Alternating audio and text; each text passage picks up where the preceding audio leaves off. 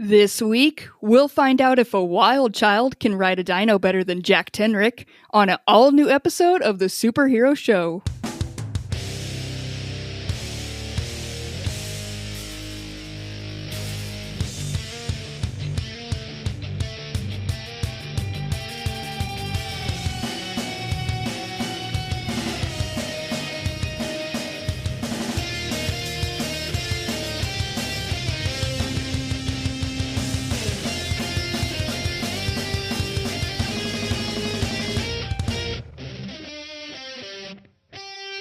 What's up, nerds? Welcome to the Superhero Show, the only podcast that dives into the insanity of 90s superhero cartoons.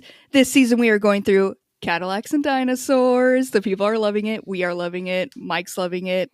It's a journey, and I'm here for it. It's a climb. It's a ride, and we're loving it. This week, I'm joined by Certified Dino Boy, Mike. That is me, Certified Dino Boy. I was certified by the Great Institute of Dinosaurs. They're based in Montana. Okay, at first, wait, is it real? I guess is my first question. No, Cassie. I thought you were going to be able to pull out a real one, and then I was going to be mad at myself. Well, I guess I'm mad that I didn't keep lying. You should have, because I would have believed that. Yes, that the existed. Institute of Dinosaurs. The Great School of Thunder Lizards. Right. You are onto something. You almost called me Ryan. Nope, I would never. I know who you guys are, and I can tell you guys apart, absolutely. You guys are not one person in my mind. We've been friends for a decade. I bet next decade you'll finally get the difference. We'll see. Can I share a fear with you that I have about this episode? Yes. Okay. So you know how, well, I guess I'll start this with let's do a lie detector test. So let me set the baseline here with you, okay? Your name is Mike. That is true. You host podcasts. Yes. You hate women. No. No. Well, you see, there's these past episodes where we have struggled with Dundee. Uh-huh. And on this one, I've finally, I've been fighting the good fight here as the woman on the podcast to be like, hey, Dundee is an okay character. She's totally fine. But I have questions in this episode, and I feel like it's going to be a struggle. Good.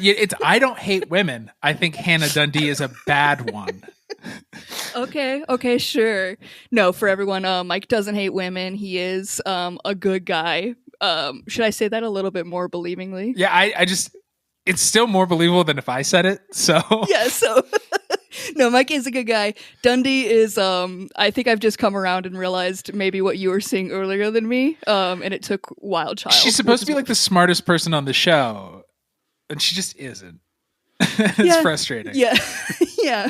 But as I said, this episode, or this week, we are talking about Wild Child. So let's just go ahead and dig into this and start digging into Dundee, because it starts off right with her. She is taking notes in her little journal. Mm-hmm. Except I'm so confused by this device. Do you remember exactly what it's like a little Palm Pilot, but with a little satellite spinning around on it. So I'm like, is she live blogging? We all had that back in the 90s. 90s kids will remember this. It's basically a talk boy, but with a little spinning satellite. It's getting transmitted directly to space. Yeah. As all How else are you going to record? Yeah. She's that important, Mike. So we need to remember that. And I'll remember that starting this off, that Dundee is important. Dundee is important.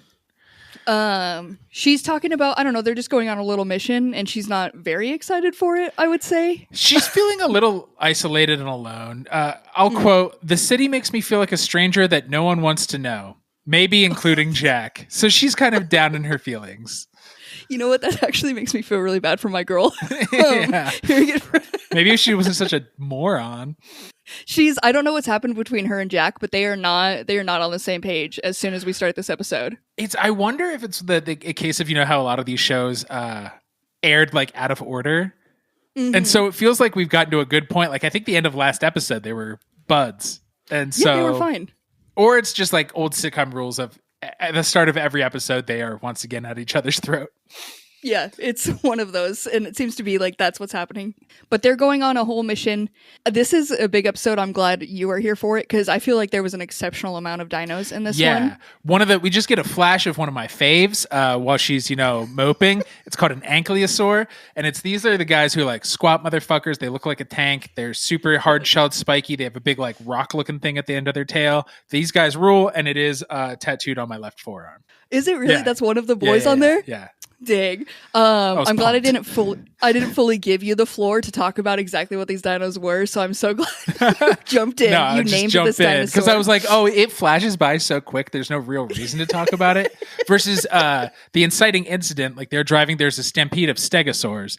And these guys rule too. Like, I do think stegosaurs were found first and then triceratops were found, and they kind of, like in the school of archaeology, like how we discovered them. So stegosaurs used to be on top for like the big bulky herbivores, and the triceratops were just sexier. But the stegosaurs, they have the spiky tails and like the big mohawk plates on their back. These guys are fucking cool too.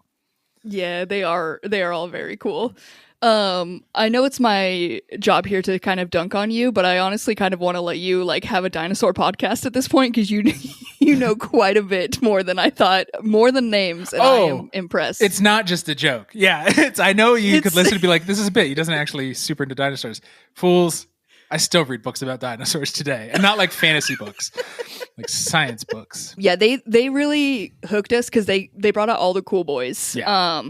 But the Stegosaurus, the spiky boys, yeah, those are the ones. We'll go to the Stampede now because that's where like all the action is happening. And we learned a new a slang word. They start stampeding and they say "wahoo chucks" for the oh shit. They're all variations of like wahoo. Yeah, it all starts with wahoo. And I think her city she comes from is sounds similar to wahoo. There's wahoo, and then there's wahoon, which is their slang. Yeah. It's very confusing. Yeah, it's a whole universe, and it's a beautiful universe that we are in here. But they're stampeding. They're trying to outrun the stampede, but there is a crevice. Yeah. Is that what you call it? Just like a big gap in the earth? Yeah, a crevice, a canyon, a gulch, if you will. Wow, you know what? I like gulch. Let's go with gulch. It's fun to say. They like pull up to it. He does a cool little slide. They don't go over. The stampede just goes right past him. Yeah. But Dundee has seen that there is something on these riding one of these dinosaurs, and it is some sort of, would you say, wild child? This child might be at least slightly wild. Yeah, first she just sees him like sprinting, and she's like, there's no way. And then he's like hanging on, and he's thrown from the dinosaur.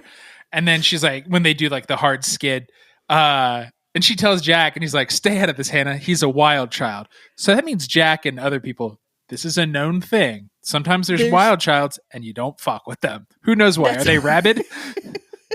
It's even worse. This was the first time that I was like, come on, Dundee. Because he jumps over the gulch. Yeah. She honks the horn to be like, hey, come back or something. It freaks out the dinosaur. The dinosaur throws the wild child. And then, so I was like, okay, so you caused this whole situation. Yeah, the kid was fine. Yeah, he was totally fine. It was all good.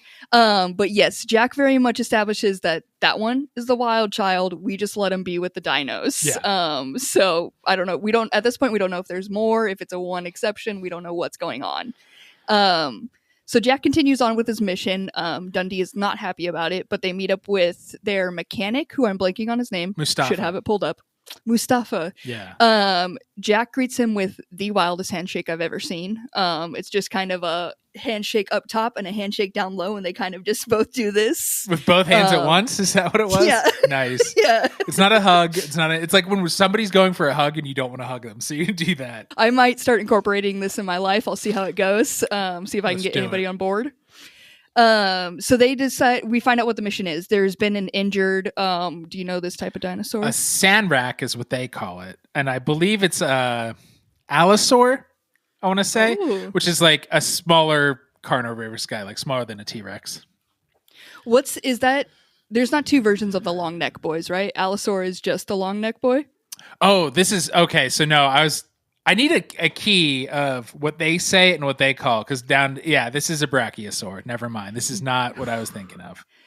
We almost had a whole dinosaur issue. The fans would have been so I thought this guy fucking knew shit. They would have came for your ass. But it's that I can't keep their fake words. Yeah, that's fair. I don't even try with their fake words, so Yeah. you're braver than me. But one of these has been injured, so he's like, now that he's injured and angry, he's been attacking the camps. Yeah. So they basically need to fix this boy so he can become a calm boy, because he's just an herbivore. Yeah. So he's normally a chill little guy. So they continue, they're like in these mines tracking his blood. Mhm. And at first, Mustafa's like, great, we can use your tracking abilities. And Dundee's like, I have my own plan for my tracking Yeah. abilities. Thank you very much. She like uses Jack being distracted as an excuse to go find the kid. She's just like, fuck whatever. Oh, save the village, eat shit. I'm going to ignore the thing he said, which is the kid is fine, and go find him. And these guys couldn't care less. They are like, hey, where's Dundee? And they're just like, I thought she was right behind us. Well, Let's keep going.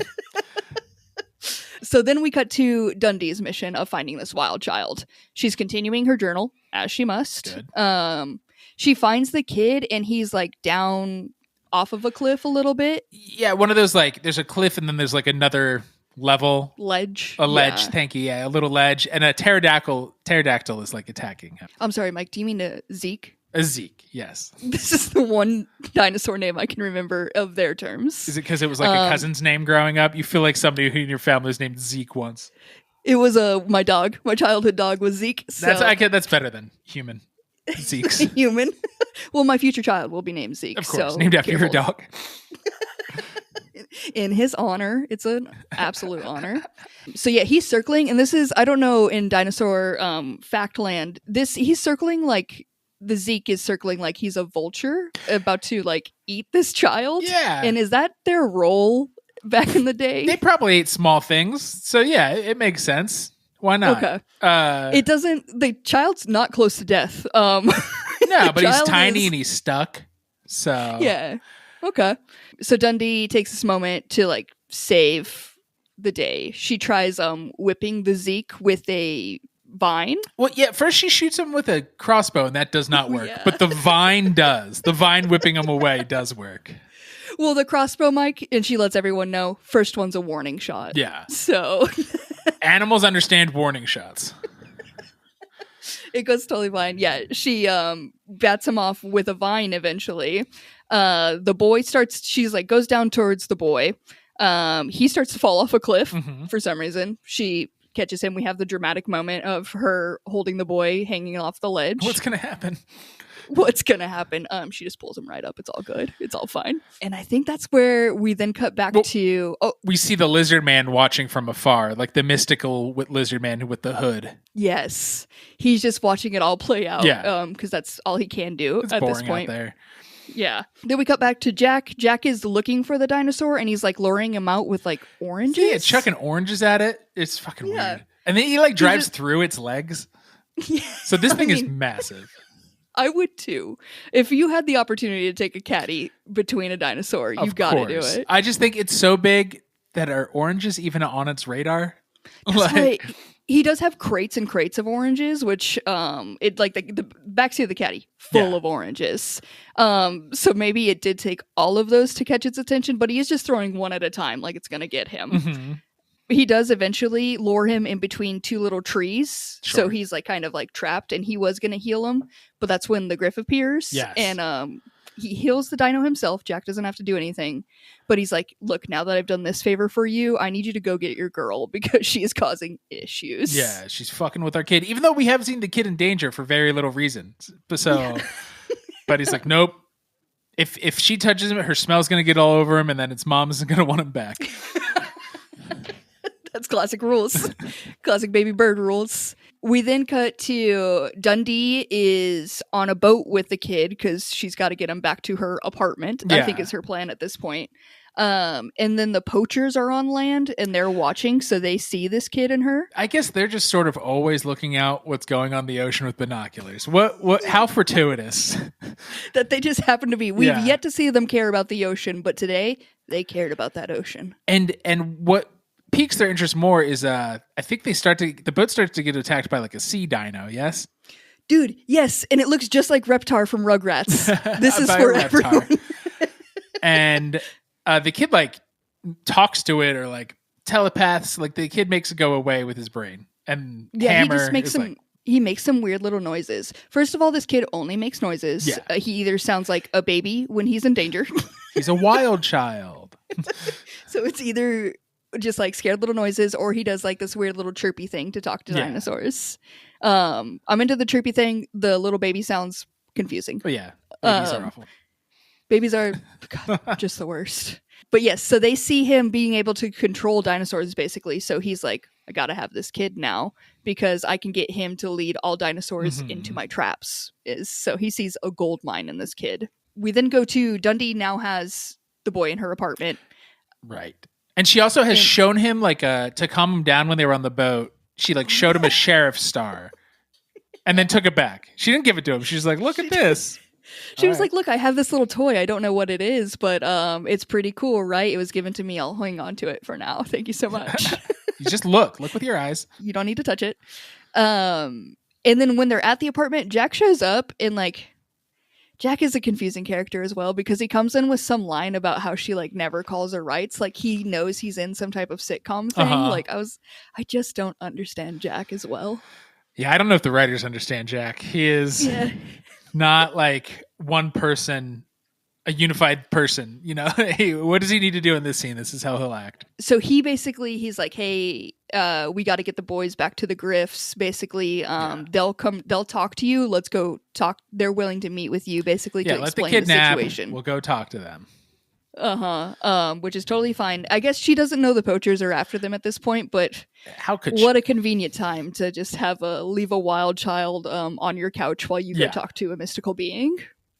What a sentence. They as soon as they leave, the poachers take their opportunity. Are on there. They knew where Hannah lived. They're just like ready to go. The kid, he instantly wakes up, slides down the gutter, does a backflip, and sprints into the city. Again, this kid was injured. That's what started all of this, is Dundee was so worried about this kid being injured. So far, we haven't seen him do much because he was like injured on the cliff, just laying there. He does straight parkour, like from a 3-story building to get down. This kid like rules. Walks away. The poachers at this moment aren't too worried because they're like, well, there's only one way to get back to where he is, and that's a boat. So they just kind of hang out by the dock. That is until he gets to a boat. Yeah, it was I didn't expect them to be that smart at that to catch him there. But they do. They just get him on the boat and they're like, all right, you're coming back to my camp now. Yeah, because the kid, he's like, he sniffs and finds food. Hammer grabs him and then he says, well, little boy, say hello to your new daddy. No one can be normal here. Yeah, just fucking act normal when you're kidnapping a kid. Meanwhile, the Griff shaman shows up and he's like, you gotta listen to reason. And he gives her a magic stare that shows the wild child's origin. And I didn't know there were mammals too, but there's like a pack of hyena that are going to kill the kid, and the Griff saved him and healed him. And he's like, actually, it's in your city. He can't survive, bitch. Yeah, like, hey, you are truly messing with the ecosystem here. Like, I don't know if you saw his whole vibe, but he belongs with us. He also, like, they taught him his powers. That's why he can communicate. So, like, he is there. Like, hey, he is basically Griff. He looks like a human, but he's Griff. He's like a new, better version of Jack. Yeah. Like, yeah, he's what Jack should have been. And then he is like the key to their future, basically. The Griff gets a headache, and he's like, "Oh, the kid's in danger." Just all of a sudden, oh god, did you leave him alone in your apartment? That was a terrible idea. He's in danger, so they go on a whole rescue mission. They just immediately binoculars are just the way to see things in this mission. And you're not looking; you grab them, and it shows you exactly what you need to see. Jack is into like, "Oh, the poachers got him." He's like, "Oh, I see him on their boat. I guess they're probably going back to their camp." And I'm like, great, perfect. It's good that everybody knows where everybody lives. Yeah, I guess, you know what? You probably would, but it seems very spread out. So, but I guess if your poachers are your number one enemy, you would know where they're working with. So then we cut to the poachers' camp, and they're immediately like, Hammer's like, I got to show everyone what this kid's about. Throw him in the fight ring. Yeah, he throws him into this pit and then just lets a dinosaur in there. Yeah. And everyone, obviously, this must be a more normal occurrence because everybody's like placing their bets. Yeah, they're pumped instantly. They're so hyped. But it doesn't last long. The boy does just communicate with the little dinosaur, and the dinosaur just starts like taking a nap with him in the middle of the pit. It's actually pretty cute. But the poacher's not that excited about it. So everyone then is like, they just like kind of go to bed. They just leave him in the they're pit like, well, to be that's like, cool. yeah. Leave him in the pit. So that's our boy now. That's how we're gonna get dinosaurs, and that's a wrap on the night. So they come, Dundee and Jack come. They try to get the boy out of the pit, but the boy's not gonna leave his new friend, his new dinosaur friend. So they obviously have to then get both of them out, which should be easy because he can communicate to dinosaurs, but it's not. It's not. It's still like if you've ever tried to move a stubborn dog, sometimes they're gonna bark. They're gonna make some noises. That's what the Slither does. So the whole camp becomes aware. They're now running away from. They're like on a whole little runaway thing. They all make it to the Cadillac, and this is the most important moment of the episode to me, is because they are all in a Cadillac, including this little dinosaur, on a little runaway mission. And you just see a dinosaur sitting in the back of the Cadillac, and I was like, "This is why the show was created." Yes. This moment right here. Jack does this whole move of like poking holes in all the fuel canisters, like fuel tanks, kicks it at him and lights him on fire and shit. Yeah, which is it's a pretty rad move, honestly. It's pretty good. And I don't know what ends this little chase. Well, now it's a chase, and Hammer is shooting at them. He's on his motorbike, and then Jack does a very similar thing that he did in the beginning of the episode, where he slides towards a ravine, and then. Oh no, Hammer is in a big truck, not his motorbike in this one. He's in a big truck, dual style. And so Jack slides, and then Hammer starts to fall in and loses his truck, and it explodes at the bottom. Yeah, but don't worry, Hammer's totally fine. Totally good. Oh, good. His whole truck blown up in smoke behind him, and he's just standing in front of it like, I'll get you one day, Jack. And we're like, cool. So then we're like, just in the middle of the forest to say our goodbyes. And they're just like, all right, kid, go. He's walking off into the wild. Dundee isn't fully on board, but it takes one more talk with her to be like, hey. Yeah, he's like, he does have to learn to use his power. And she's like, I guess that's true. Yeah. And then the kid he points to her pocket where he knows the sheriff's star was. And she gives it to him and they hug. I'm so proud of this kid to be like, hey, you showed me one thing, and it's time to pass it over. Now. That's my sheriff star. And then Dundee they just drive away in the sunset like they normally do. She's wrapping up her journal with some inspirational message about like helping each other. Is where you care about. It's where your people are. It's the dumbest version of home is blank. Is home is where you care about. Okay, Hannah. Okay, Hannah. Thanks. Well, that doesn't even have to do with any of the lessons we've learned today. I don't know if anybody I don't know of a child sitting at home who needed this message, but absolutely. Thank you, Hannah. So that is Wild Child. I'm guessing we'll figure out more about this kid potentially.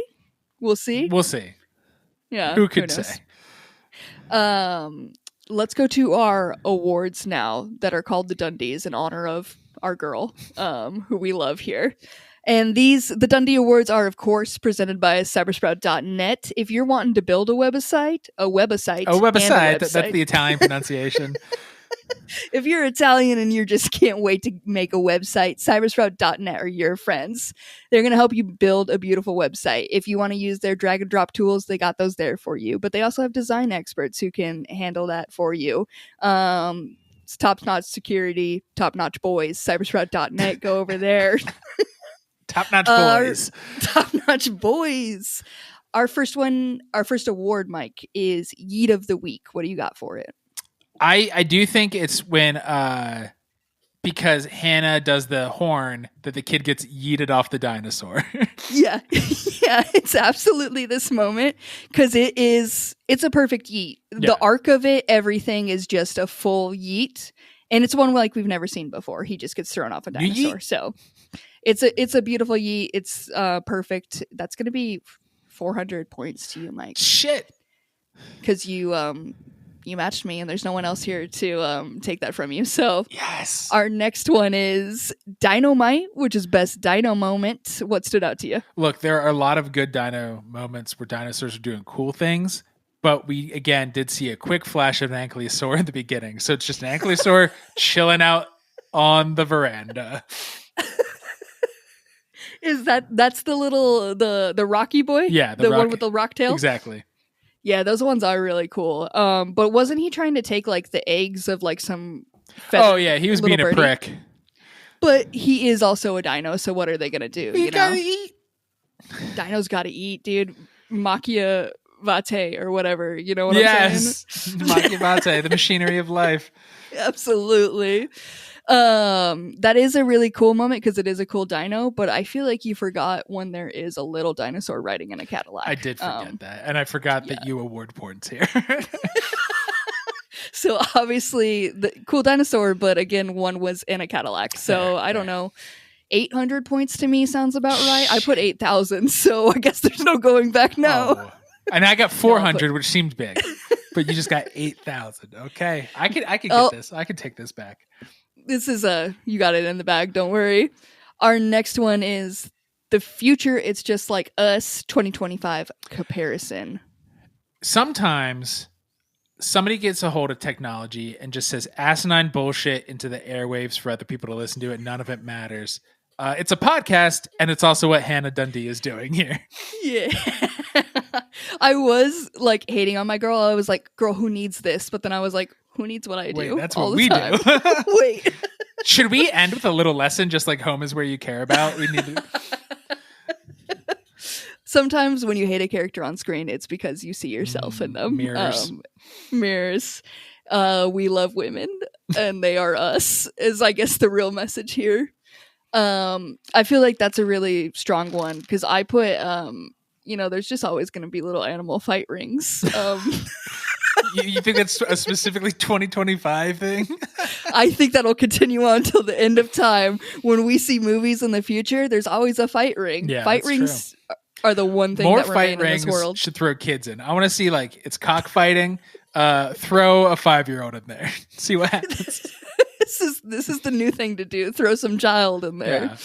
And that's what the superhero show is telling everyone to do. Throw kids in fight rings. Kid v animals. Let's go. Let's see it. I feel like yours is more in line, and it's kind of the lesson that we needed. So I'll give you 900 points for that. Seems good until you realize how many points Cassie has. Until there's something happening. Our next one is runway/fashion moment. What fashion wise stood out to you here? I feel like the only new fashion we get is the wild child, and it's your classic George of the Jungle style. He just has like a little leather loincloth running around. Shaggy wolf cut. If there's a wild child that's there, even though the Griffs have this cool little ensemble thing, they do not give that to the child. He hasn't earned his hoodie yet. This one's still wild, so he just has a loincloth. It would be, you think that is the only new fashion, but I think you're forgetting a standout character from our fight ring. I like to call him the Flavor Flav of the future and past. He's got like a fur, not a full cape, just like kind of like a back little hanging thing and a chain that I think maybe had a clock on it. And it's beautiful. No notes on that character, absolutely. Even though he was betting against a child to be eaten by a dinosaur. No notes, a perfect character. And Mike, I hate to say it, but I'm going to give me more points on this one. I'm going to give me 200 points. Okay, so you have 8,200 points and I have 1,300 points. I could still win this. You're still in it. Don't even worry. Because it all comes down to the Mike insults. So if you can insult yourself really well, this one's going your way. I got this. You don't want to go first on this one?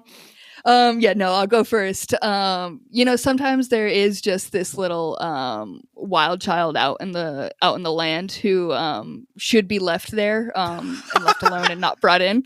And sometimes someone brings them into the family, and it's I can't say it's a mistake, but it happens. And I feel like there's a comparison there to be made somewhere. So when Ryan and I initially met in the wilds of early days of podcasting, he should have left me out in the wilderness.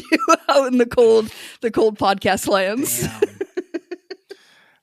Mine is early on when they're going to see the Griff to convince Hannah what to do. Hannah says, "I don't think I like you." And Jack says, "That's okay. Nobody else does either." That's how I feel all the time. And not taking it personally. Just like, this is my lot in life. Duh. That's how the world works. Yeah, obviously join everyone else. I'll connect you with them.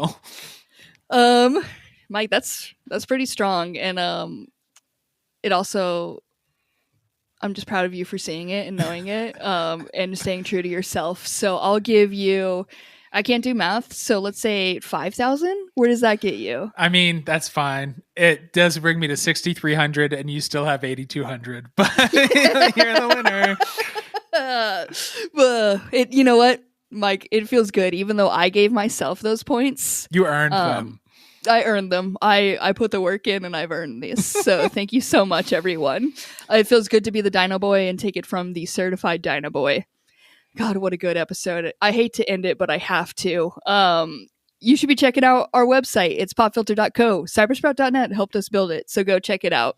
Everything Pop Filter lives there. So figure out what that means by going to that website. We have another show on the network. It's called Movie of the Year. What do you guys... What's happening over there, Mike? This season on Movie of the Year, we are going through 1971, which is the furthest back we have gone. And I'm going to say the week that this episode comes out, I do declare that we will be talking about McCabe and Mrs. Miller. Yeah, I was trying to see if I got the dates right. The Altman anti-Western. It's fucking awesome. Great movie. Great episode. Check it out wherever you get podcasts. I haven't heard of this. I'm excited to see it through your guys' eyes and learn about it. I don't know what 71 movies you would have heard of. Probably just Willy Wonka, honestly. Heard of it. Seen it even. Can you believe? It even. That's exciting though. So that sounds like a good one. We're on social media at Popfilter Co. on Instagram and YouTube. Give us a follow on both of those. Give us a thumbs up on our little YouTube videos. Give us little hearts on Instagram. We need them and we love them. Thank you. We got an email. It's popfilterco@gmail.com. If you got a dinosaur that you think is better than what's the rock boy, Mike? Ankylosaur. Than an ankylosaur. I feel like you're a fool, but email it over to us. Mike will get in a big debate with you. Yeah. Certified Dinosaur Boy from the Dinosaur Institute. If you want to challenge that, you can through our email. Next week, we are going to be continuing this. We'll see what happens. It's a little tease. It's man versus machine. What? In Cadillacs and Dinosaurs? We're fighting machines now? Yes, we are. Obviously, it's about time. You're not going to want to miss it, so tune in for that. That is it for this week, though. For Mike, I'm Ryan. For Ryan, I'm Mike. For me, I am me. Bye, everyone.